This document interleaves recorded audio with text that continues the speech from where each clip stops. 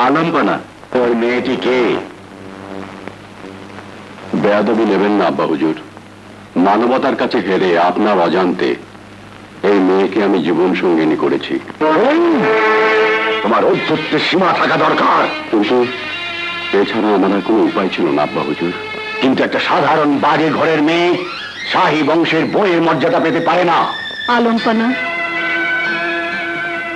আপনার সন্তান হয়তো আবেগের বশে আমাকে আপন করেছে,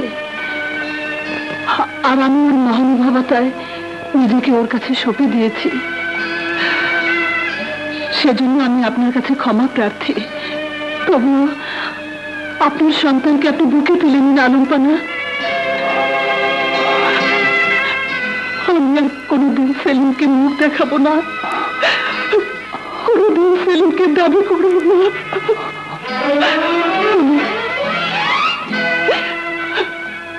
আমি চলে যাচ্ছি।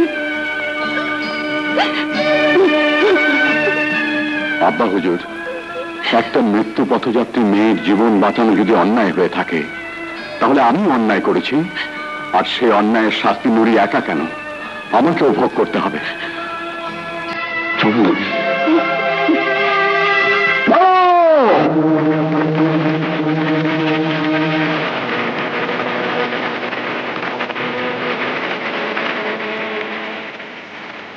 এতদিন শুধু প্রজাদের বিচারই করেছি, আজ আমার সন্তানের বিচারের দিন এসেছে।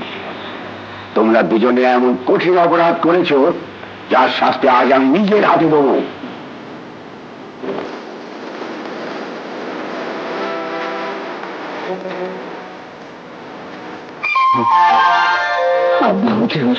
হ্যাঁ, তোমাকে আমি চিনি সেলিম।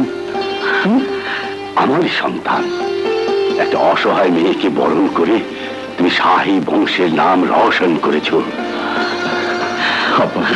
আল্লাহ তোমাদের মঙ্গল করুন।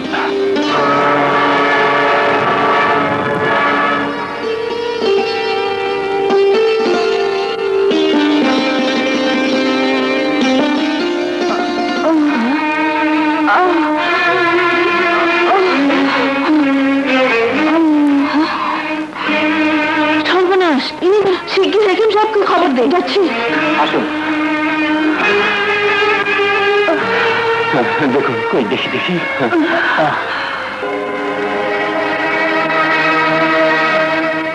আলম্পনা? হ্যাঁ হ্যাঁ, বলুন। আপনার মহলে এমন এক অপায় নারী রয়েছে যার কারণে রাজ্যময় দুর্যোগ দুরবস্থা। আমার মহলে এক অপয়া নারী এসে আপনার পুত্রবধূ। না না, এ মিথ্যে আলম্পনা। এরা নিশ্চয়ই ষড়যন্ত্রমূলক ভাবে আমার স্ত্রীর নাম উল্লেখ করছে। মাফ করবেন শাহজাদা হুজুর, আমার গণনা কোনোদিনই মিথ্যে প্রমাণিত হয়নি। তাই বলে আল্লাহর সৃষ্ট মানুষ কখনো অপয়া হয়? কেন হবে না আলম্পনা? নিশ্চয়ই সেই নারীর বংশে কোনো অভিশাপ রয়েছে। নিশ্চয়ই সেই নারীর শরীরে শাহী বংশের মতো কোনো নীল রক্ত নেই। নিশ্চয়ই সেই নারীর জীবনে শনির দশা রয়েছে আলম্পনা। এক ফোঁটা গোচনা পাত্র ভেজা দুধকে যেমন দূষিত করে ফেলে, এই ঘটনা ঠিক তেমনি।